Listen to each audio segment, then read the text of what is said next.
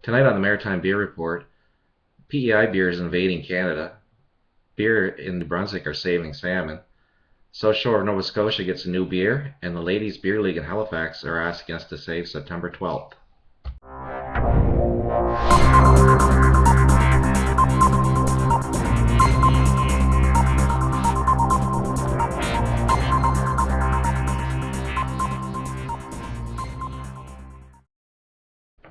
Hello and welcome to the August 16th edition of the Maritime Beer Report.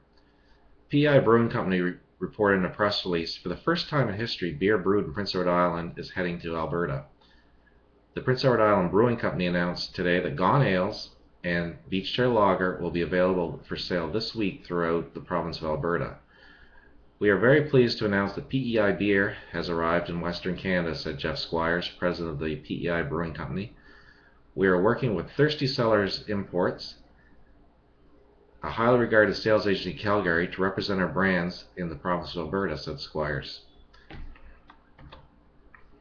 Partnership with Thirsty Cellars Imports and PEI Brewing Company is off to a great start. Sobeys Liquor will be offering beer in 39 Sobeys stores in Alberta. PEI products are known for their quality, and we're impressed with the brands brewed by the PEI Brewing Company, said Pierre Corbeau, category manager, Sobeys Liquor. Sobeys is pleased to welcome PEI Brewing Company as one of our newest suppliers. In other news, Gahan Beer announced that Sir John A. Honey Wheat Ale is making its way to Nova Scotia and is already available in some NSLC stores. So for a great wheat ale, head on in.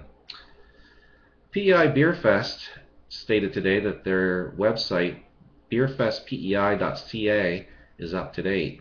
I'm currently seeing about 74 beers listed, but some companies, like Pickeroons, for example, have none of their beers that they're bringing with them, so there'll be additions to that 74 beers.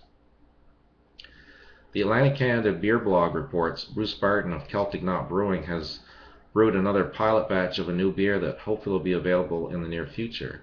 We don't have any details on the Dark Passage Oatmeal Stout yet, but keep in mind, if you're in the mountain area and you're keen on some new Celtic Knot beer.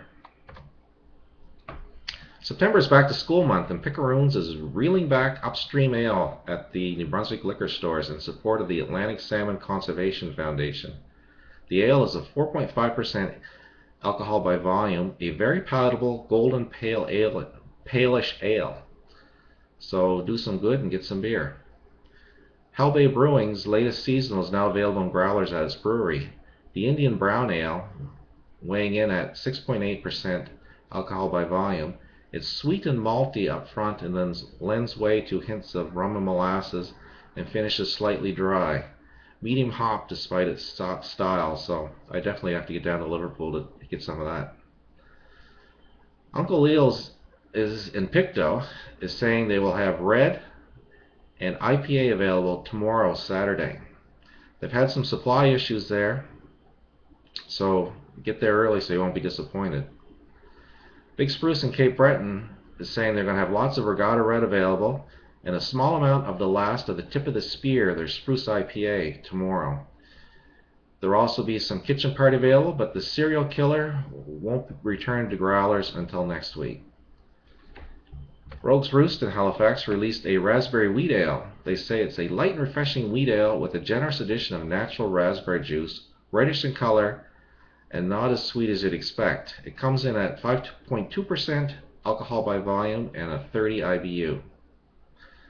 And lastly, the Ladies Beer League are being quite secretive, but they're telling us to keep September 12th open on our calendars. They are planning, and I quote, something uber social on Spring Garden. I'll give you more details as I get them.